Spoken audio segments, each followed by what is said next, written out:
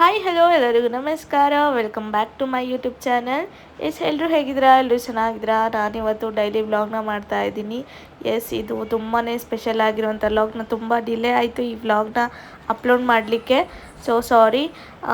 ಇನ್ನೊಂದು, ನನ್ನ ವಿಡಿಯೋಸ್ನ ಎಡಿಟ್ ಮಾಡಲಿಕ್ಕೆ ಎಷ್ಟು ದಿನ ಬೇಕಾಯಿತು ಗೊತ್ತಾ?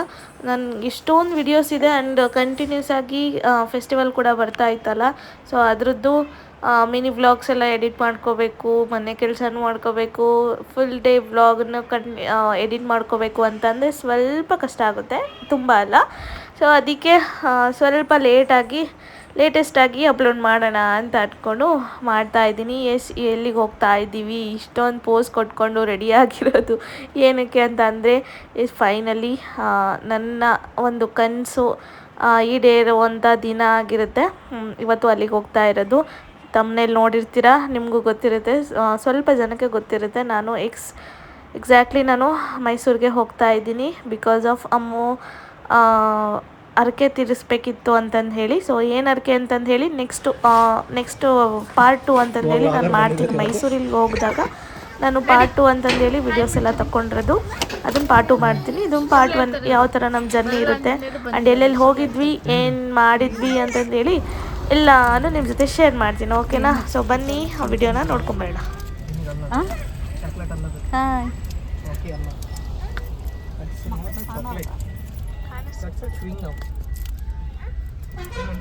15 ನಿಮಿಷ ಆಗಿಲ್ಲ ಅಲ್ಲ, ಏನೋ ಮೇಚಿದೆಯಲ್ಲ, ಏನದು ಹೆಪಟೆಂಟ ಫ್ರೆಂಡ್ಸ್. ಇನ್ನೂ ಸುಮಾರು ವರ್ಷಗಳ ಆಗಿದ ಮೇಲೆ ನಾವು ನಮ್ಮ ಫ್ಯಾಮಿಲಿ ಜೊತೆ ಲಾಂಗ್ ಜರ್ನಿ ಹೋಗ್ತಾ ಇರೋದು. ಸೊ ತುಂಬಾ ಖುಷಿ ಆಗ್ತಾಯಿತ್ತು. ನಾನಂತೂ ಸಿಕ್ಕಾಪಟ್ಟೆ ಹೈಪರ್ ಆ್ಯಕ್ಟಿವ್ ಆಗಿದ್ದೆ. ಬರುವಾಗ ಹೆಂಗಾಗಿತ್ತು ನನ್ನ ಪರಿಸ್ಥಿತಿ ಅಂತಂದೇಳಿ ನಾನು ನೆಕ್ಸ್ಟ್ ವಿಡಿಯೋದಲ್ಲಿ ಹಂಚ್ಕೋತೀನಿ. ಸೊ ಬಟ್ ಹೋಗುವಾಗ ಮಾತ್ರ ಸಿಕ್ಕಾಪಟ್ಟೆ ಎಂಜಾಯ್ ಮಾಡ್ಕೊತ ಏನೋ ಒಂಥರ ಮನಸ್ಸಲ್ಲಿ ತುಂಬಾ ಖುಷಿ ಆಗ್ತಾಯಿತ್ತು. ಒಂದು ಸ್ಪೆಷಲ್ ಪರ್ಸನ್ನ ನಾನು ಮೀಟ್ ಮಾಡೋಕ್ಕೆ ಹೋಗ್ತಿದ್ದೀನಿ ಅಂತಂದೇಳಿ. ಸೊ ನನ್ನ ಲೈಫಲ್ಲಿ ತುಂಬಾ ಒಂದು ಮುಖ್ಯವಾಗಿರುವಂಥ ರೋಲ್ನ ಪ್ಲೇ ಮಾಡಿರೋದು. ಅವ್ರನ್ನ ಮೀಟ್ ಮಾಡ್ಕೊ ಹೋಗ್ತಾ ಇದ್ದೀವಿ ಅಂತಂದೇಳಿ ತುಂಬ ಖುಷಿ ಆಗ್ತಾಯಿತ್ತು.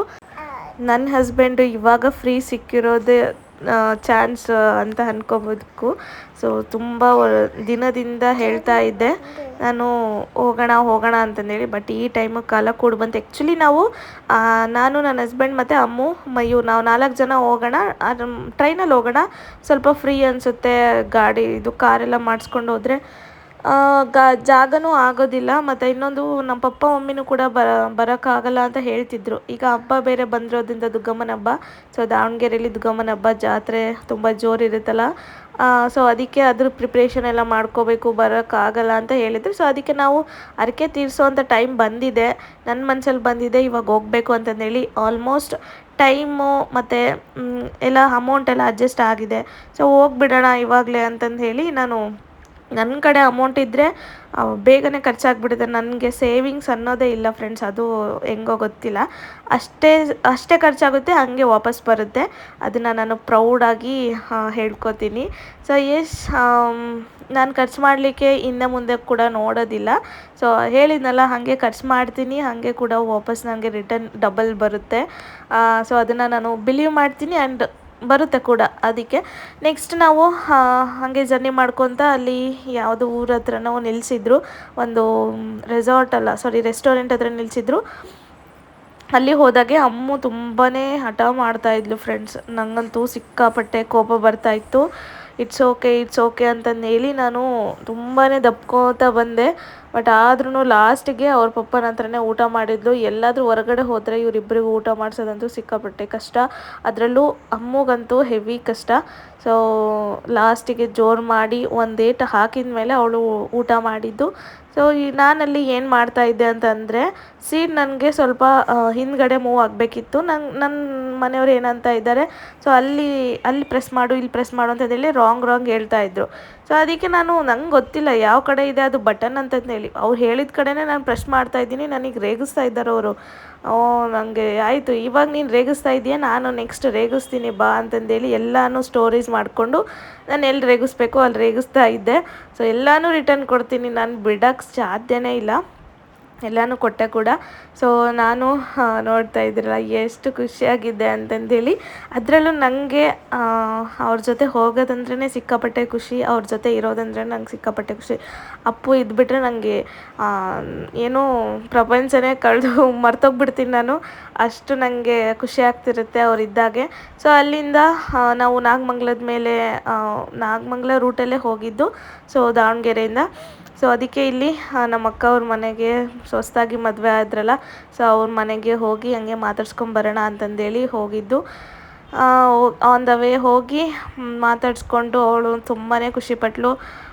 ತುಂಬ ಎಷ್ಟು 1 ಮಂತ್ ಏನೋ ಆಗಿತ್ತು, 1 ಮಂತ್ ಆಗಿತ್ತು ಅವ್ಳ ಮುಖ ನೋಡಿದ್ದಿಲ್ಲ. ನಾನು ಸರ್ಪ್ರೈಸ್ ಕೊಡೋಣ ಅಂತ ಅಂದ್ಕೊಂಡಿದ್ದೆ, ಬಟ್ ಆದರೆ ಅಡ್ರೆಸ್ ಕೇಳಲೇಬೇಕು, ಲೊಕೇಶನ್ ಕಳಿಸ್ಲೇಬೇಕಲ್ವ. ಸೊ ಅದಕ್ಕೆ ಗೊತ್ತಾಗಿತ್ತು. ಆ್ಯಂಡ್ ಅಮ್ಮು ಕೂಡ ನೋಡಿ ಅವ್ರ ಅತ್ತೆನ ನೋಡಿದ ತಕ್ಷಣ ಎಷ್ಟು ಬೇಗ ಹೋಗ್ಬಿಡ್ಲು ಅಂತಂದೇಳಿ, ನಾನು ಹೋಗ್ತಾಳೆ ಇಲ್ಲೋ ಅಂತ ಅಂದ್ಕೊಂಡಿದ್ದೆ. ಇಲ್ಲ, ಆಲ್ಮೋಸ್ಟ್ ಅತ್ತೆ ಅಂದರೆ ಆಲ್ಮೋಸ್ಟ್ ಎಲ್ರಿಗೂ ಇಷ್ಟ ಆಗುತ್ತಲ್ವ. ಅವಳು ಅಷ್ಟೇ ನೆನ್ಪಿಟ್ಕೊಂಡಿದ್ದಾಳೆ, ಎಷ್ಟೇ ದೂರ ಇದ್ದರೂ ಮರೆಯೋಕ್ಕಾಗಲ್ಲ.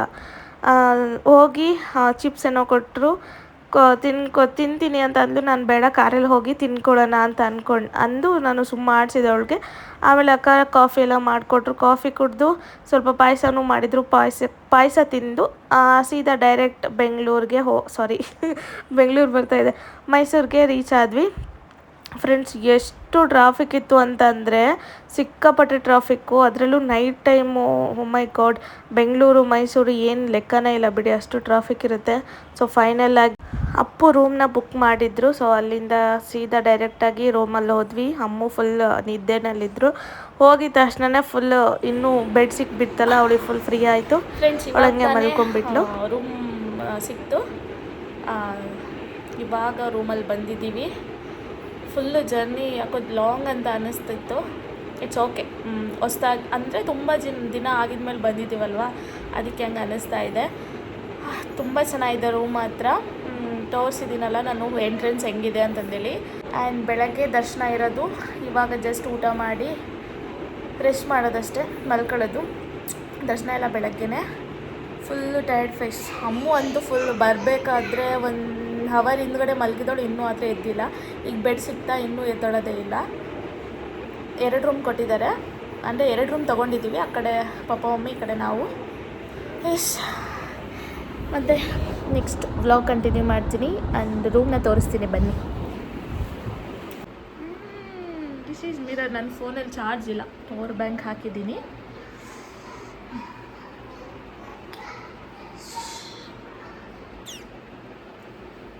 ಕೂದೆಲ್ಲ ಫುಲ್ಲು ಮೆಶಿ ಆಗಿಬಿಟ್ಟಿದೆ ನೋಡಿ. ಇದು ಮಿರರು.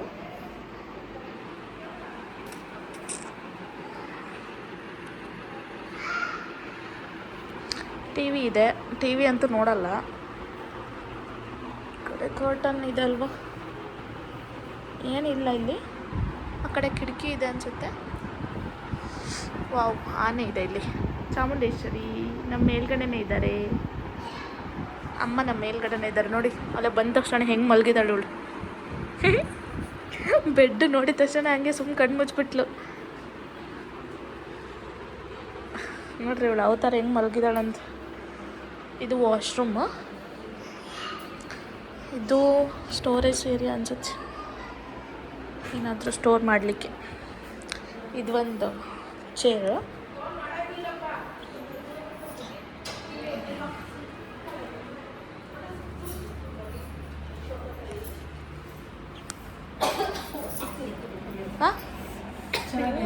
ಅದಲ್ಲ ಓಕೆ ನಾನು ಸಿಗಲೇಬೇಕು.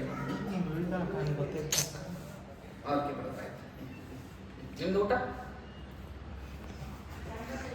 ಫ್ರೆಂಡ್ಸ್, ಇವಾಗ ರೂಮಲ್ಲಿ ಎಲ್ಲ ಲಗೇಜೆಲ್ಲ ಇಟ್ಟು ನಾವೀಗ ಹೋಟೆಲಿಗೆ ಹೋಗ್ತಾ ಇದ್ದೀವಿ. ಹೋಟೆಲಲ್ಲಿ ಸ್ವಲ್ಪ ತಿಂದ್ಕೊಂಡು ನನ್ನ ಹಸ್ಬೆಂಡ್ ಜೊತೆ ಸ್ವಲ್ಪ ಟೈಮ್ ಪಾಸ್ ಮಾಡಿ ನೆಕ್ಸ್ಟ್ ಹೋಟೆಲಲ್ಲಿ ಇವಳು ಕೋಲ್ಡ್ ಡ್ರಿಂಕ್ಸ್ನ ಕುಡಿತಾ ಇದ್ದಾಳೆ. ಸೊ ಎಸ್, ಇವತ್ತಿಗೆ ಈ ವ್ಲಾಗ್ನ ಎಂಡ್ ಮಾಡ್ತಾ ಇದ್ದೀನಿ. ನೆಕ್ಸ್ಟ್ ವ್ಲಾಗಲ್ಲಿ ನನ್ನ ಸ್ಪೆಷಲ್ ಪರ್ಸನ್ನ ಮೀಟ್ ಮಾಡಿರೋದು ಬಗ್ಗೆ ನಾನು ಹೇಳ್ತೀನಿ ಡೀಟೇಲಾಗಿ. ಎಸ್, ಈ ವಿಡಿಯೋ ಇಷ್ಟ ಆಗಿದ್ದರೆ ದಯವಿಟ್ಟು ಲೈಕ್ ಮಾಡಿ, ಶೇರ್ ಮಾಡಿ, ನಿಮ್ಮ ಅನಿಸಿಕೆನ ಕಮೆಂಟ್ ಮಾಡಿ. ಸಬ್ಸ್ಕ್ರೈಬ್ ಮಾಡಿಲ್ಲ ಅಂದರೆ ಸಬ್ಸ್ಕ್ರೈಬ್ ಮಾಡಿಕೊಡಿ. Thank you.